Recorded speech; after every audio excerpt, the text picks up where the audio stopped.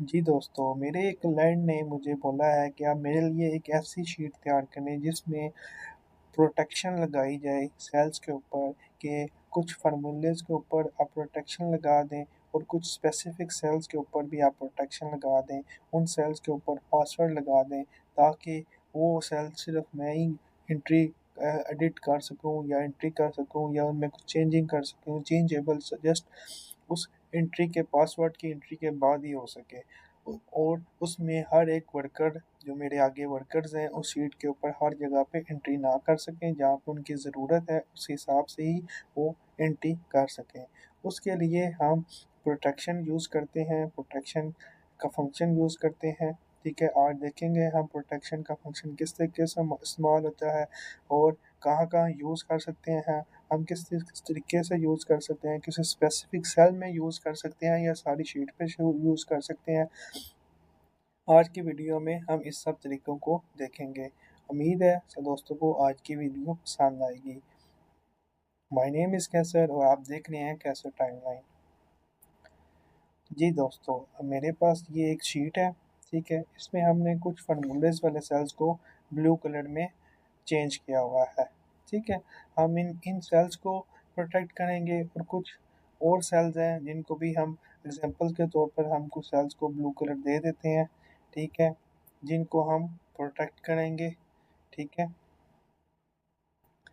यानी हम इन सेल्स में एंट्री नहीं कर सकेंगे पासवर्ड के बगैर, ठीक है? हम इन सेल को एंट्री नहीं कर सकेंगे। अगर इन सेल में एंट्री करनी है तो हमें सबसे पहले इनकी प्रोटेक्शन को ख़त्म करने के लिए पासवर्ड लगाना पड़ेगा, ठीक है? इसके लिए हम प्रोटेक्शन सबसे पहले हम देख लेते हैं प्रोटेक्शन किस तरीके से की जाती है। ठीक है, हमारी ये शीट है, हम यहाँ पे रिव्यू में जाएंगे, ये प्रोटेक्शन का एक ऑप्शन है। हम प्रोटेक्शन में जाएंगे, प्रोटेक्शन शीट में जाएंगे, यहाँ पे हम पासवर्ड एंटर करेंगे वन, कोई भी आप पासवर्ड एंटर कर सकते हैं, ठीक है? यहाँ पे आप पासवर्ड एंटर करेंगे, ओके करेंगे, दोबारा री एंटर पासवर्ड करेंगे और ओके कर देंगे। इस तरीके से आप देखेंगे आपकी शीट प्रोटेक्ट हो चुकी है।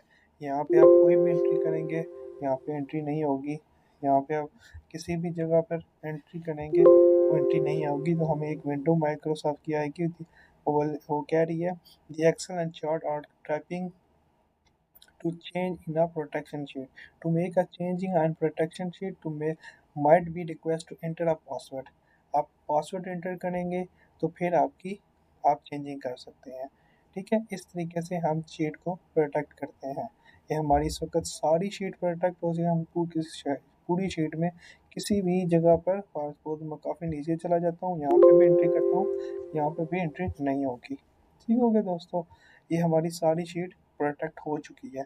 इसके लिए हम स्पेसिफिक सेल्स को हमने तो प्रोटेक्ट करना था, उसके लिए हम सबसे पहले अपनी शीट को अनप्रोटेक्ट करते हैं, यहाँ पे पासवर्ड एंटर करते हैं और ओके प्रेस कर देते हैं। इस तरीके से हमारी शीट अनप्रोटेक्ट हो चुकी है। अभी हम किसी भी जगह पे एंट्री कर सकते हैं, ठीक है? ये चेक करें। एग्जाम्पल के तौर पर हम किसी एक सेल को प्रोटेक्ट करते हैं, अनप्रोटेक्ट मतलब कि हमारी सारी शीट प्रोटेक्ट होगी और कोई एक स्पेसिफिक सेल अनप्रोटेक्ट होगा। तो उसके लिए हम चेक करते हैं, हम इस एक सेल को कोई कलर दे देते हैं और उसको मैं ग्रीन कलर दे देता हूँ, ठीक है? यानी ये हम इस सेल को अनप्रोटेक्ट रखेंगे और बकाया अपने सारी शीट को प्रोटेक्ट कर लेंगे। इसके लिए हम कंट्रोल वन की यूज़ करते हैं, ठीक है? प्रोटेक्शन में आएंगे, प्रोटेक्शन में आने के बाद हम इस सेल को लॉक्ड वाले सेल को अनचेक कर देंगे। अनचेक करने के बाद ओके प्रेस करेंगे। इसके बाद हम अपनी शीट को प्रोटेक्शन में जाते हैं। उसके लिए हम रिव्यू में जाएंगे, रिव्यू में जाने के बाद हम प्रोटेक्शन शीट में आएंगे, प्रोटेक्शन शीट के बाद हम कंट्रोल इसके अंदर पासवर्ड एंटर करेंगे। पासवर्ड एंटर करने के बाद हम री पासवर्ड एंटर करेंगे, ओके प्रेस कर देंगे। इस तरीके से हम चेक करेंगे कि हमारी शीट दोबारा हमने प्रोटेक्ट कर दी है।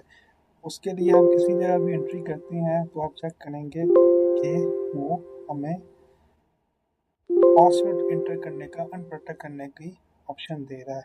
उसके बाद हम यहाँ पे एंटर करेंगे जिस सेल को हमने अनलॉक्ड को अनचेक किया था। यहाँ पे हम देखेंगे हम कोई भी एंट्री कर रहे हैं तो वो एंट्री हो रही है, ठीक हो गया। हम यहाँ पे कुछ भी इंटर करना चाह रहे हैं तो यहाँ पे एंट्री हो रही है। किसी और सेल में हमने एंट्री की है तो आप चेक करेंगे वो लॉक है। सिर्फ ये सेल में हम एंट्री कर सकते हैं। ठीक है दोस्तों, इस तरीके से हम बकाया सेल को डिलीट नहीं कर सकते, सिर्फ ये सेल को हम खत्म करते हैं। इस तरीके से हम दोस्तों किसी स्पेसिफिक सेल को हम अनचेक रख सकते हैं कि वहाँ पे एंट्री कर सकते हैं और किसी बकाया सेल को प्रोटेक्ट कर सकते हैं। इसके लिए हम अपने अभी हम करते हैं कि हमारे जो ब्लू सेल्स हैं, ब्लू कलर के वाले सेल हैं, हम इनको प्रोटेक्ट करते हैं और बकाया सेल्स में हम एंट्री कर सकते हैं। सिर्फ ब्लू सेल में हम एंट्री ना कर सकें, वो चेक करते हैं कि जो हमारे क्लाइंट की रिक्वायरमेंट थी। ठीक है, अपनी शीट को हम प्रोटेक्ट करते हैं, पासवर्ड एंटर करके ओके कर देते हैं। ठीक है, हम अपने सेल को रिमूव कर देते हैं, इस कलर को ख़त्म कर देते हैं। ये हमारी सेल है। इसके लिए हम सबसे पहले कं, अपने कंट्रोल ए करेंगे, सारे सेल को सिलेक्ट कर लेंगे, पूरी शीट को सिलेक्ट करेंगे। कंट्रोल 1 में जाएंगे, हम अपनी सारी शीट को अनचेक कर देंगे और ओके कर देंगे। ठीक हो गया। हमने अभी अपनी सारी शीट को अनचेक लॉक अपनी सारी लॉक्स शीट को अनचेक कर दिया। अभी हमारी ये एक अनचेक शीट है। ठीक है, अभी इसके बाद हमने ब्लू सेल्स को लॉक करना है, तो उसके लिए हम कंट्रोल एफ की यूज़ करेंगे। ठीक है, ऑप्शन में जाएंगे, फॉर्मेट में जाएंगे। ठीक है, और फिल में जाएंगे और अपने कलर को सिलेक्ट करेंगे। हमारा डार्क ब्लू कलर है, यही कलर है या ये वाला कलर है हमारा? हमारा कलर कौन सा है?